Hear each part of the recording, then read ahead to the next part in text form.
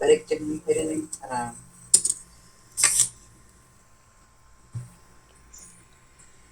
Ai,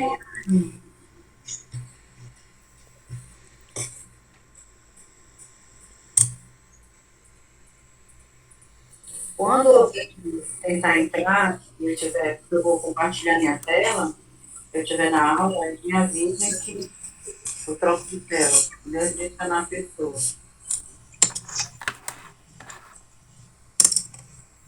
Anatomicamente,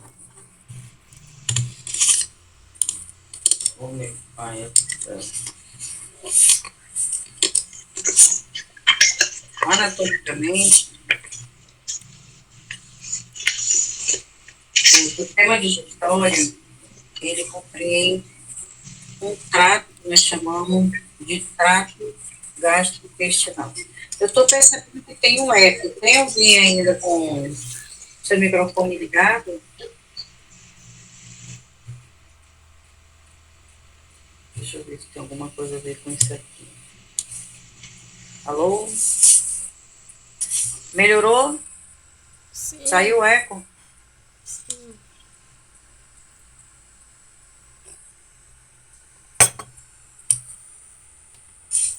Saiu o eco?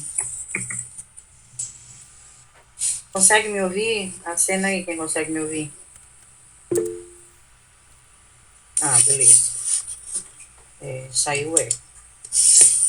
Ó, e esse sistema, ele é bastante complexo, né? Porque ele não trabalha sozinho. Ele precisa de outros complementos para poder realizar suas funções, tá bom? Então, para a gente entender melhor, o trato gastrointestinal, ele compreende um tubo longo que passa através do corpo, né? E que ele tem um lumen que é chamado de meio externo, cuja função dele é realizar trocas com o meio externo, transportando água, nutrientes e eletrólitos para o meio interno. Ou seja, a gente já percebe que esse sistema, ele é propriamente o sistema responsável pela homeostase do nosso ambiente interno, tá bom? Ele tem aqui bastante desafios, porque quando a gente recebe qualquer determinado alimento, ele já automaticamente está preparado para encarar esses desafios, que é não permitir a intoxicação alimentar. Ô, meu pai, vamos lá. Se alguém tentar entrar aí, gente, me avisem, tá? Que eu estou aqui na tela da aula. Então, o maior desafio dele, né, um dos primeiros maiores desafios é produzir enzimas, né? Enzimas, assim, altamente potentes para poder. Deixa eu só silenciar aqui o meu WhatsApp. Deixa eu ver como é que eu faço. Eu acho que eu tenho que entrar aqui. Não, minto. WhatsApp. Eu vou tirar meu WhatsApp da tela. Pronto. Tchau. E aí para de fazer pipi, pipi. É produzir enzimas altamente potentes que vão pegar todas aquelas moléculas grandes dos alimentos, né? E absorver delas toda a propriedade celular, que é para poder ingerir e alimentar o nosso organismo, transformar em micromoléculas, tá? E o segundo desafio que a gente tem é fazer o reequilíbrio, né? Tanto dessas massas para o nosso organismo, tanto na entrada quanto a saída de líquidos. Então, a gente tem que ter aí um desafio, né? Que é produzir as enzimas para poder quebrar esses alimentos e subtrair dele aí o que é importante para o nosso organismo, né?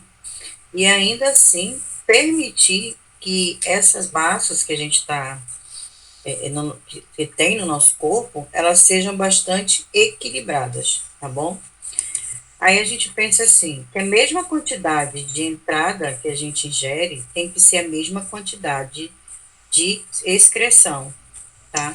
Então, como é que a gente pode entender isso? Que na entrada a gente tem águas e alimentos ingeridos, que o nosso corpo retém 2 litros, né? As glândulas secretoras, elas vão secretar mais ou menos aí 7 litros de enzimas, tá?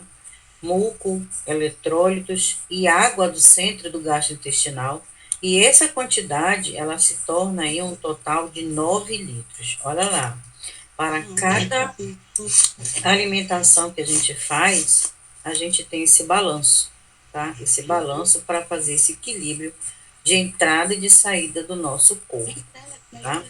Então, a gente observa ainda, tem mais alguém aí? Não, né? A gente observa ainda que o nosso intestino delgado, ele vai absorver 7,5 litros, né? O grosso, 1,400, né? E nas fezes ainda, mais 1 litro. Então, quer dizer, quando a gente for excretar o material que nós chamamos de quilo, que não é mais necessário para o nosso corpo, ele conseguiu reter, né, 9 litros e conseguiu eliminar também 9 litros. Então, ele tem que sempre manter esse equilíbrio entre essas massas do nosso corpo. Caso ele não consiga manter esse equilíbrio, aí o corpo passa por alterações, né? Levando a aumento de glicose, aumento de carboidrato, aumento de lipídios e assim sucessivamente, tá? É nesse sentido aqui, ó, que a gente vê essa figura, a partir da cavidade intraoral, que é a cavidade de entrada, que essas entradas de líquido no sistema digestório começam ainda ali, né, pela boca. A gente vai falar bem direitinho. Vai querer mais não? Então, se a gente observar nessa imagem, a gente tem ingestão de alimento e bebida, uma cerca de 2 litros, né? A secreção através das glândulas salivares de 1,5, né? Ainda assim também pelo fígado, né? Em concomitância com a liberação da bile, né?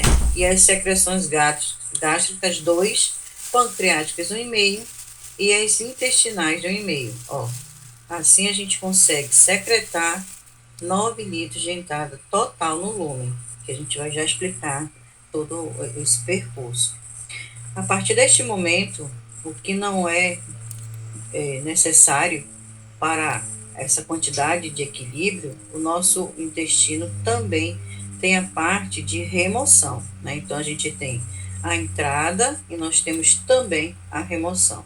E nessa remoção, se a gente observar, olha, pelo intestino grosso, pelo intestino delgado e pela excreção nas fezes, a gente consegue também remover 9 litros. Então, há um equilíbrio bastante desafiador para o nosso corpo, porque isso depende muito da própria pessoa, do que ela vai ingerir, né, de como é a alimentação dela por dia.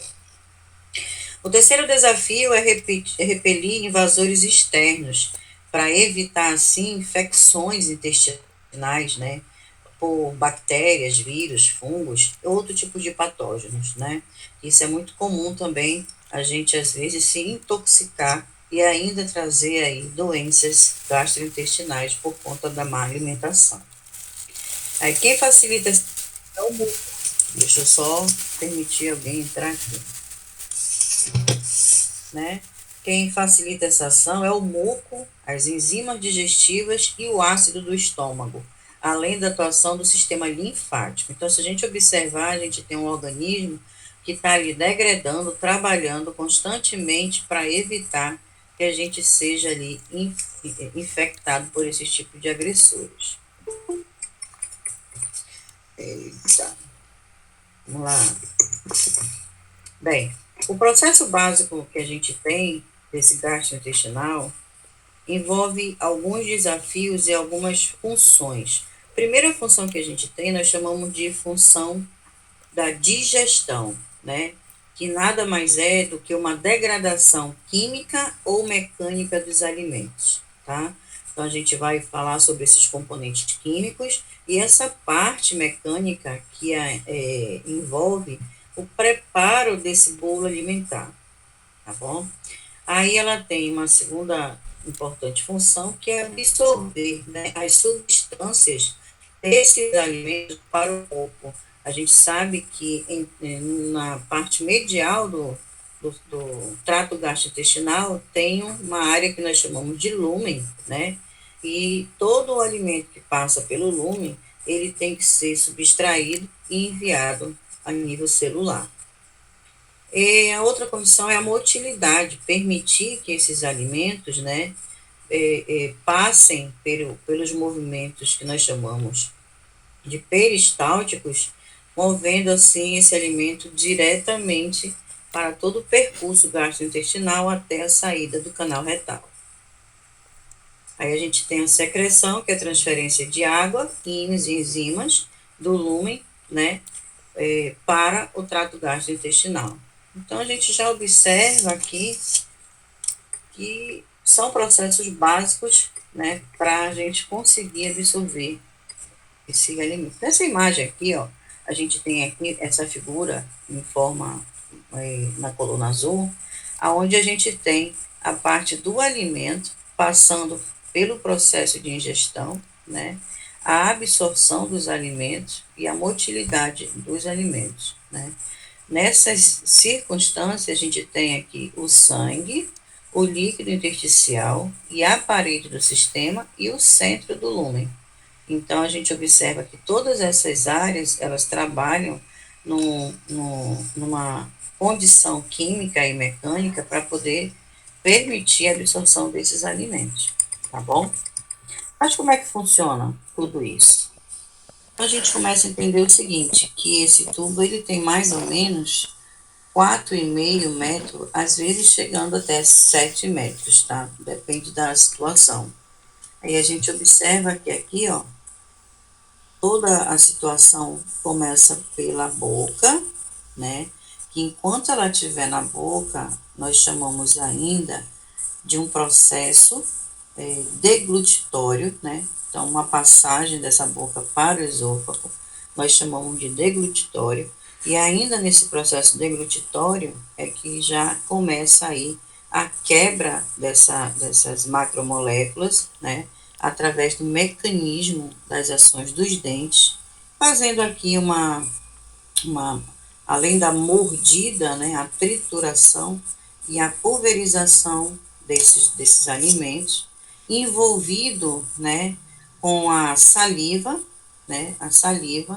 que compreende a secreção ali, né, das petialinas, né, que é a amilanase salivar, tanto das glândulas sublingual, submandibular, quanto as parótidas. Bom, antes da gente terminar essa condição, eu tenho aqui esse outro material que ele está mais didático, né, mais simples, né, onde ele diz assim que as principais funções do sistema digestório está relacionada com os alimentos é a ingestão, a mastigação, a digestão, a absorção e a eliminação desses resíduos, que não são ali, né, permitido para o equilíbrio corporal, tá? Aí a gente vê aqui que esse sistema, ele passa por diferentes funções, né, que são estruturas modificadas e especializadas. Deixa eu só voltar, tem alguém tentando entrar aqui, tá? Então vamos ver aqui, ó. Esse sistema digestório, o trato gastrointestinal, ele é formado, ó, por um tubo digestório e compreende órgãos que nós chamamos de órgãos anexos. Órgãos anexos são as glândulas. Se a gente observar aqui, a gente tem o fígado, né? A gente tem aqui o pâncreas, a gente tem aqui a vesícula biliar, né? Então a gente tem todos esses órgãos anexos trabalhando junto com o sistema digestório, tá bom? Então, esse tubo digestório, a sua propriedade anatômica compreende a boca, a faringe, o esôfago, o estômago, o intestino delgado, o intestino grosso e o ânus. Agora, os órgãos anexos compreendem a língua, os dentes, as glândulas salivares, né, que são as glândulas carotídeas, sublinguais e submandibulares. Aí a gente tem o fígado e o pâncreas, né? Então, se a gente observar aqui nessa imagem, a gente observa a parte inicial desse tubo digestório, que começa pela boca, que vai passar pelo mecanismo, né, de ação química e mecânica, né, onde vai começar toda a condição desses alimentos, beleza? Após a ingestão do alimento e passando pela quebra enzimática, né, ainda na cavidade oral, todo esse alimento ele vai perpassar a região faríngea, né? Então, a região faríngea é aquela região posterior da cavidade oral. Então, essa região faríngea aqui, ó, é uma porção do tubo digestivo que faz a ligação entre a boca e o esôfago, tá bom? Então, se a gente pensar aqui na figura, a gente já vai ver que acima da faringe, a faringe é uma porção posterior, ó, à frente dela eu vou ter nessa região a laringe, que está em concomitância à comunicação dela com a boca, tá bom? Então, essa região posterior, ela vai se comunicar diretamente com o canal esofagiano, com o esôfago, tá bom? Então, vamos lá.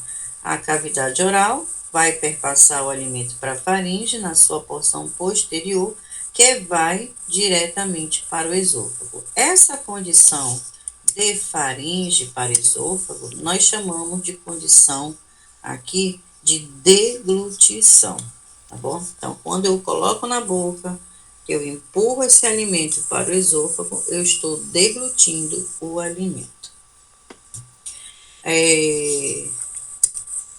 O esôfago por si, ele vai conduzir esses alimentos diretamente para o estômago. Então, depois da aula, vocês vão preparar para mim como é que vai funcionar o caminho desse alimento anatomicamente e fisiologicamente do sistema digestório e deixar no caderno, tá? Eles vão fazer todo esse processo bonitinho para me entregar na aula física da próxima semana. Então, vamos lá, ó. Voltando para cá, para a condição fisiológica, aqui a gente tem, né, a condição do esôfago, a parede de musculatura lisa, né, onde as contrações que acontecem dentro desse esôfago são chamadas de contrações peristálticas, tá, que elas só têm um único caminho, que é um caminho descendente.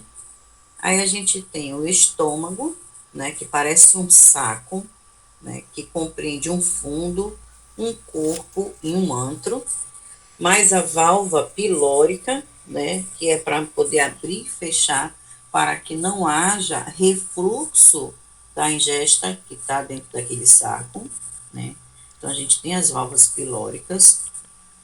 Aí a gente tem o intestino delgado, que está dividido em 3 grandes partes, que é o duodeno, o jejunum e o íleo. O intestino grosso, que compreende alguns cólons, né? Que aí aparece o cólon ascendente, transverso, descendente, o sigmoide e o reto, tá bom? E por último, após o canal retal, a gente vai ter ali o ânus, que nada mais é do que uma musculatura contrátil chamada de esfínctere, interno e externo. Por que que às vezes a gente consegue, né, segurar uma dor de barriga e não se caga nas calças? Porque a parte do ânus, a gente ainda tem controle sobre ele, porque ele tem uma musculatura estriada esquelética. Já as outras condições, a partir do esôfago, né, a gente já não controla. Isso aí tudo é uma ação de musculatura lisa e a gente sabe que quem controla essa musculatura é o sistema, né, autônomo. Isso aí vocês sabem que vocês aprenderam em sistema nervoso, correto? Então aqui, ó, a gente observa o corpo do saco estomacal, ó, as suas propriedades, suas viscosidades, né, que são essas rugas pregueadas, né, que compreende esses mucos, né. Aqui em cima a gente tem o fundo, aqui a gente tem a parte final esofagiana em comunicação com o estômago. Essa parte mais comprida, que nada, né, do saco superior, é o corpo dele. Já entrando em contato com o sistema delgado, já vou ter aqui o antro dele, e a parte de abertura e fechamento é o canal pilórico, que a gente chama, tá bom? Aí aqui a gente observa como é que funciona essas condições, essas microvilosidades, essas pregas que contêm propriedades para liberação mucosa, né, liberação ácida, liberação enzimática, que vai estar aqui com pH altíssimo para poder absorver, né, quebrar, digerir, né, esses nutrientes. Então a gente volta para cá, que é onde a gente diz assim, que o estômago, ele é um órgão em forma de bolsa, de parede muito musculosa, onde os alimentos permanecem de 2 a 3 horas. Observe que o processo digestório dentro do saco estomacal leva de 2 a 3 horas para que se haja ali a quebra dessas partículas. Então, não é uma coisa muito simples, né? Deixa eu abrir aqui, permitir aqui, né? Aí, logo após este órgão, né? Aí a gente já percebe aqui as paredes que vão revertir esse trato gastrointestinal. A gente chama de parede mucosa.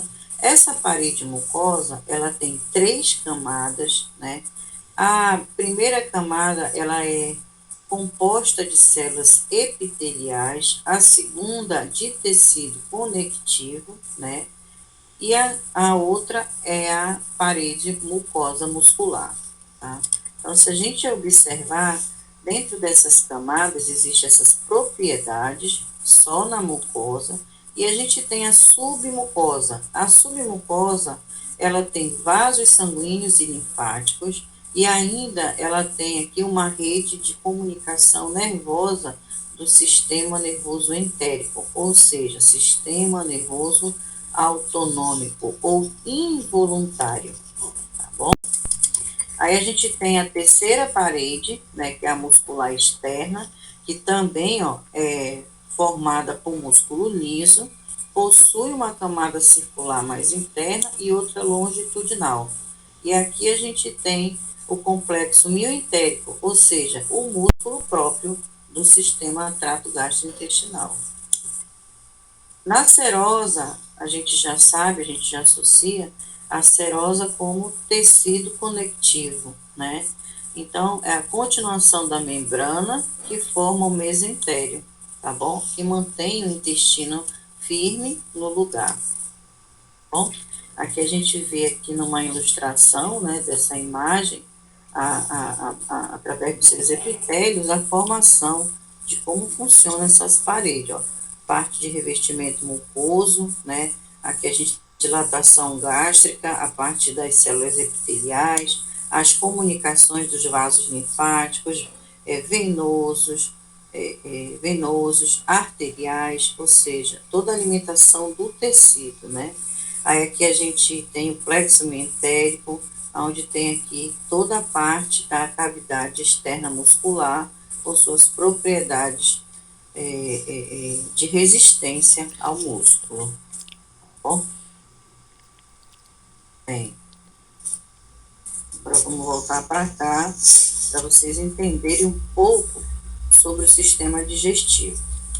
A outra parte importante, a parte mais importante, é a parte que agora o intestino diz assim: preciso, não preciso, preciso, não preciso, preciso, me faz bem, não me faz bem, né? Me intoxica, vou por remédio, viro diabético, viro obeso, e assim vai, né? Então, essa parte do sistema digestivo, ela é chamada de intestino delgado. Esse intestino, ele compreende aí, gente, de 6 a 7 metros, ou seja, são dobras viscerais, ó, como a gente consegue ver na imagem, e ela tem ali a propriedade de receber aquela massa quimeal, que nós chamamos de quimo, né, meia líquida, que vai passar ali pela digestão, né? Então, bem aí começa a quebrar a digestão das propriedades das proteínas, dos lipídios, e assim sucessivamente. Então, aqui, ó, razão pela qual se encontra dobrada várias vezes sobre si. Esse intestino delgado, ele se divide em três partes: duodeno, jejuno e íleon, tá? Essa parte inicial, chamada de segmento inicial, é conhecida como duodeno, tá? Que segue ao estômago e que recebe os sucos produzidos pelo fígado e pelo pâncreas. Então, a gente já sabe que quando passa o alimento por essa região, imediatamente a gente vai ter ali, né, um banho de suco gástrico, chamado ali de condições estomacais e pancreáticas produzida por essas glândulas para poder ali permitir a quebra das partículas necessárias. E pelo jejum e que onde é a produção do suco intestinal e absorção digestiva. Então, não é uma coisa muito simples, né? Tem uma situação muito complexa nesse sistema. A partir do momento que esse alimento, até então, começa a ser digerido, né? As coisas levam, esse tempo leva de 2 a 3 horas para que se faça um processo digestório eficiente, tá? Com relação à motilidade, existem dois propósitos: receber o alimento da cavidade oral e transportar até o ânus, tá? Então, a motilidade do sistema digestório só tem dois propósitos. Primeiro, pegar o alimento da cavidade oral e transportar o ânus, misturar esse alimento, né, para quebrar essas partículas em partículas, micropartículas, e assim facilitar o contato direto dessas micropartículas com as enzimas digestórias, tá? Aí a gente observa aqui que existe uma força de contração muscular bastante ampla, né, que vai alterar o limiar dessas membranas para poder fazer com que haja essa despolarização muscular no trato gastrointestinal. Ó, todo esse movimento que a gente chama para que o alimento seja encaminhado, nós chamamos de peristalse, tá? Então, a peristalse nada mais é do que as contrações musculares responsáveis pelo caminho desse alimento até o seu canal retal, tá bom? Então, a gente vê que no início visceral, no início, a gente tem um tempo zero. Aí, ó, esse músculo, ele se contrai, ele se fecha, né? Diminui a sua passagem lumiar e permite, assim, que o próprio músculo vá empurrando o bolo alimentar até o segmento final. Segundos depois, ó, o bolo se move para diante. Todo esse movimento é feito involuntariamente, tá bom? Não somos nós que falam para o alimento: ei, para aqui, peraí, deixa eu, deixa eu respirar, volta, vai, não, sobe, de jeito nenhum. Isso aqui tudo é autonômico, tá bom? Aí aqui eu tenho como é que funcionam essas contrações, né, que são os segmentos da peristalse, ou seja, contrai, relaxa, permitindo aqui que esse alimento passe por uma mistura, né, e ele siga a sua composição, que nós chamamos de quimo, até esse momento. Então tá. O que que acontece lá no estômago? O estômago, ele tem um nível de acidez muito grande, que é justamente para poder quebrar, né, essas partículas através das condições enzimáticas, e ele compreende, assim, células parietais que secretam muito ácido clorídrico, né? Então, o ácido clorídrico é secretado no estômago justamente para poder defragmentar as menores partículas do alimento. Então, dentro desse estômago, tem uma variação de 1 a 3 litros e esse ácido chega a ter um pH de 1, ou seja, bastante ácido, tá? Agora vamos voltar aqui, ó, onde a gente consegue verificar aqui o sistema digestivo, né, na sua anatomia, onde a gente observa as divisões do sistema do intestino delgado. Então, essa primeira parte que está extraída, pintadinha aqui de azul, acho que é azul, claro, ela se comunica diretamente com o estômago, tá? Com o estômago, que ele está removido. Então, essa parte nós chamamos de duodeno, tá bom? Em concomitância com o duodeno, a gente já tem essas vísceras internas, mediais e laterais, né? Que a gente consegue observar aqui, ó. Já é a outra parte que nós chamamos de jejunum. E o maior comprimento desse sistema nós chamamos de íleo, tá? Íleo. Que logo assim ele vai começar a se comunicar, né, com o sistema digestório grosso, tá bom? Então vamos aqui, ó. O intestino grosso, né? Ele é dividido em cólon, ele tem um diâmetro maior que o delgado, ou seja, ele é mais grosso, o delgado é mais fino, né? E o grosso, já como o nome diz, ele é mais grosso. Isso aí é uma, uma medida de diâmetro, né? Mas em comprimento, o delgado é maior do que o grosso, né? Porque o delgado chega de 6 a 7 metros e o grosso apenas mede até 1,5 m.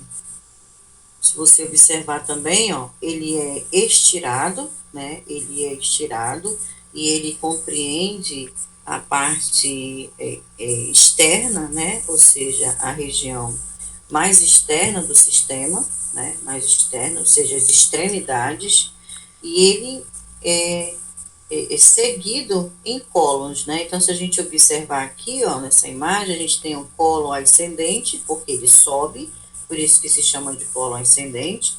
Ele tem um colo que atravessa um lado para o outro, né? E esse que atravessa no sentido horizontal é chamado de colo transverso.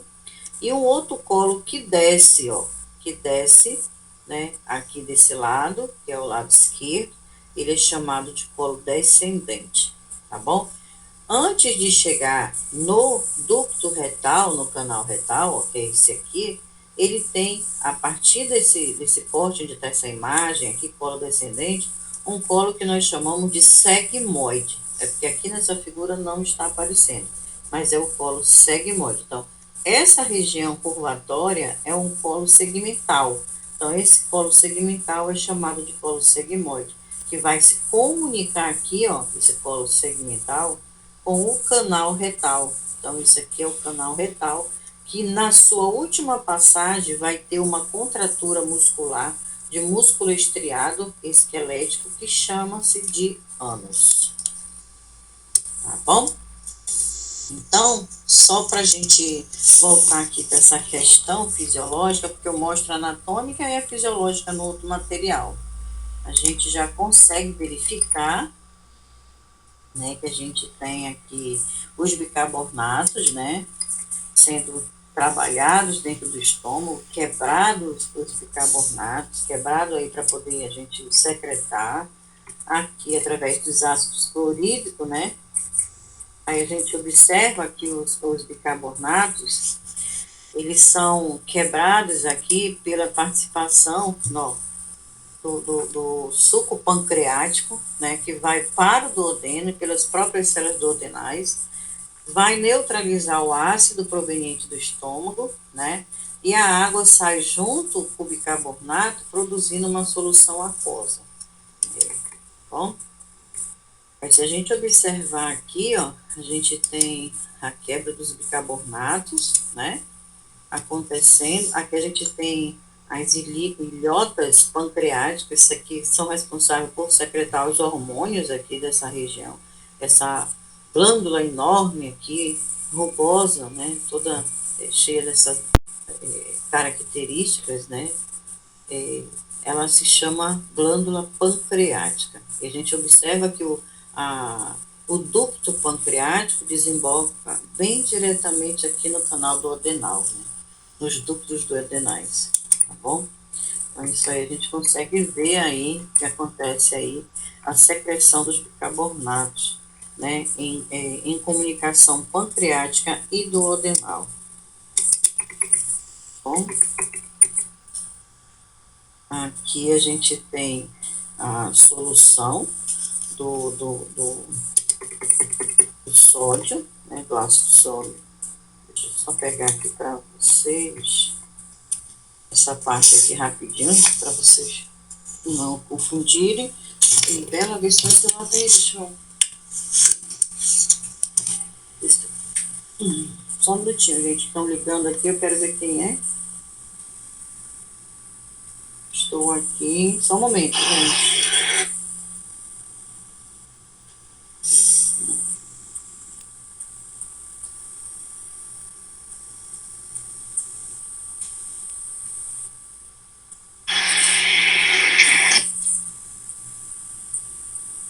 Eu não consigo te ouvir agora porque eu estou em aula online, aula remota.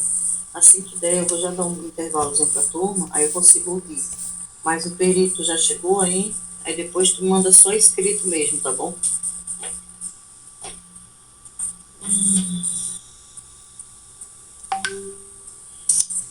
Pronto.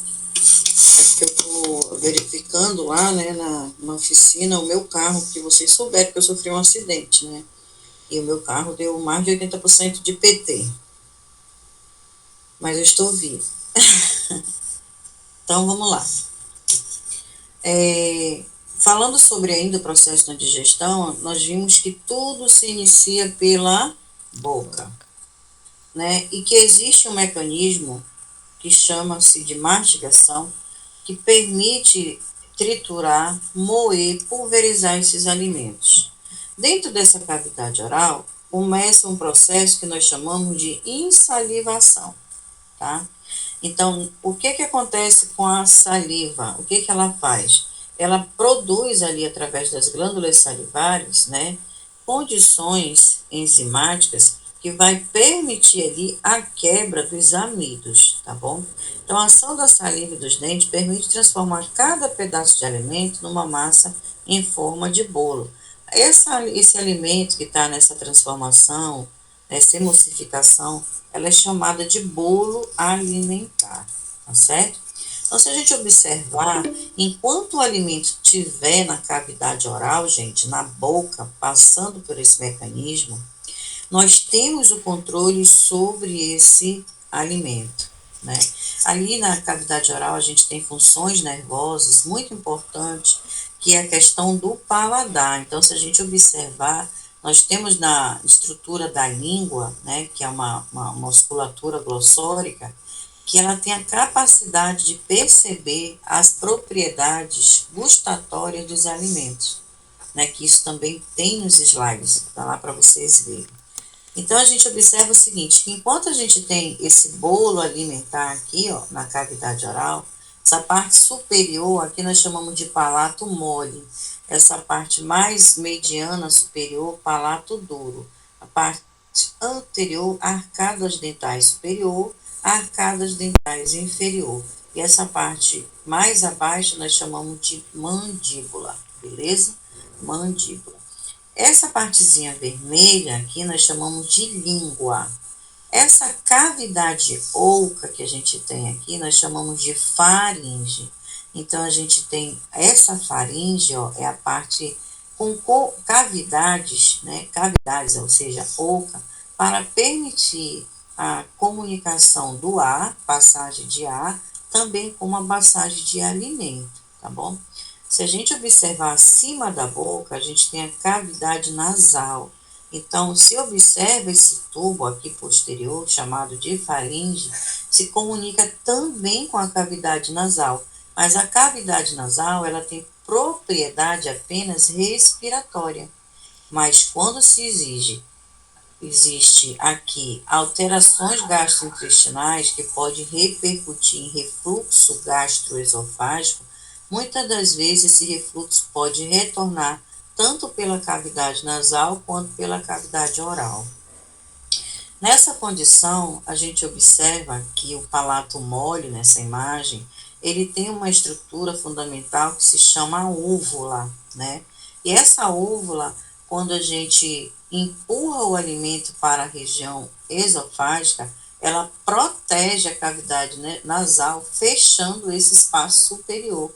que nós chamamos de orofaringe. Então, vocês estão conseguindo me ouvir aí de boa? Ou tá todo mundo dormindo? Sim, professora. Muito bem, Ana Carla. Então, vamos voltar aqui para a imagem. Então, essa massa que a gente vê aqui, que se chama bolo alimentar, ela está quase entrando no processo que nós chamamos de deglutição. Enquanto ela está na cavidade oral, eu tenho controle sobre ela. Ah, eu não quero, vou cuspir. Não gostei, vou cuspir. Por quê? Porque ainda está na cavidade oral e dentro dessa cavidade oral, essa musculatura que tem aqui dentro, ela é estriada esquelética e como eu já sei a musculatura estriada esquelética, eu tenho controle sobre ela. Eu mando nela, entende? Por eu mandando nela, eu tenho a capacidade de expelir, de jogar fora. A partir do momento que o palato mole fecha a cavidade nasofaríngea, esse bolo alimentar ele só tem um caminho descendente, que vai perpassar aqui, ó, essa parte mediana da faringe, essa parte aqui mediana da faringe, que nós chamamos de orofaringe. Então, superior, nasofaringe, mediana, orofaringe. Quando esse bolo alimentar chega na cavidade orofaringe, aqui a gente observa nessa estrutura azul que existe componentes tanto na região posterior quanto anterior azul que se chamam de cartilagens, tá? Então, se a gente observar a cartilagem que está aqui, essa aqui, ó, maior, ela se chama de cartilagem epiglótica. Essa cartilagem da epiglote, ela se comunica diretamente com a parte dorsal da língua. Então, quando a língua empurra o alimento para a região orofaringe, a epiglote vai baixar, ela vai fechar esse outro espaço aqui anterior, onde está passando o mouse, que nós chamamos de laringe. Então, vamos lá. Anteriormente, eu tenho laringe. Posteriormente, eu tenho a faringe, tá? Então, aqui, ó, orofaringe e laringofaringe. Então, vamos lá. Nasofaringe, orofaringe, laringofaringe. Então, se a gente observar, a epiglote vai tampar, ó, aqui na figura de baixo, vai tampar o espaço da laringe para permitir que o bolo alimentar vá direto para a faringe. E com isso, não penetre aqui nessa região a região respiratória, que é a laringe, tá bom? Então, vamos lá, ó. O bolo alimentar é empurrado pela língua em direção à faringe. A úvula distende-se e tapa as fossas nasais, sendo o bolo alimentar empurrado para a faringe, que a faringe é protegida pela cartilagem epiglótica, que vai estar protegendo as vias aéreas inferiores para que não haja ali uma broncoaspiração, tá bom? Esse processo mecânico se chama de deglutição. Se eu perguntar de vocês qual é o processo da deglutição, aí vocês já vão saber me responder, porque eu acabei de explicar para vocês o processo da deglutição. Continuando aqui esse processo da deglutição, né? Omite, interromper. Ei, tem alguém aí? Omite Google como está compartilhando sua tela. Ah, tá, pensei que estava caindo já. Ó, aí a gente observa o seguinte, olha como tem uma diferença, né, mecânica já ali, ó. Nessa imagem aqui, a gente já observa que o bolo alimentar, né, já está na região orofaringe e já está sendo empurrado para a faringe, ó, a faringe, né, laringofaringe, que já vai se comunicar aqui embaixo, ó, tá vendo?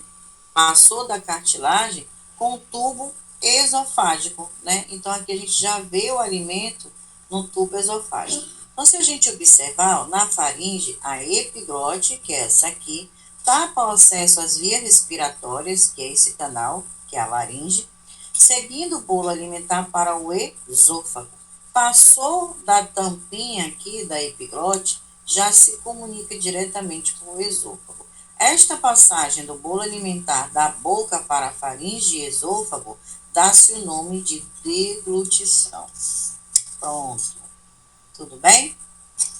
Então, a gente observa que assim que esse alimento chega no estômago, ele vai passar por um banho de acidez, como a gente viu, né? Porque ali aquelas estruturas são preparadas para, como é que se diz? Segregar ali enzimas, ácidos e mucos, justamente para quebrar essas partículas, tá bom? Então, o bolo alimentar é transformado antes de passar ao intestino. As paredes do estômago estão forradas por glândulas gástricas, que segregam suco gástrico, e nesse suco gástrico, a sua propriedade é enzimas, ácido clorídrico e muco, né? Esse revestimento, ele protege as paredes do estômago, assim como também eles participam desse banho de acidez para poder fragmentar esses alimentos, tá bom? Todo esse movimento que percorre ali se chama movimento peristálticos. E esse movimento peristáltico vai permitir a mistura dos alimentos com o suco gástrico, que vai dar uma origem, antes que era bolo alimentar, agora passa a ser quimo. Todo esse quimo aí, gente, né, ele vai ser absorvido, beleza? Vai ser absorvido, ó, tá? Bora aqui rapidinho. Aqui quando a gente fala, né, da segregação do bicarbonato de sódio, é feito pelo intestino delgado e grosso, né? Cloreto de sódio, isso aqui é o cloreto, né? A enzima digestórias também está naquela propriedade, né? Essas enzimas, elas estão ali tanto nas glândulas salivares quanto nas pancreáticas, né? Do intestino delgado e no estômago, todas liberadas através do estímulo parasimpático,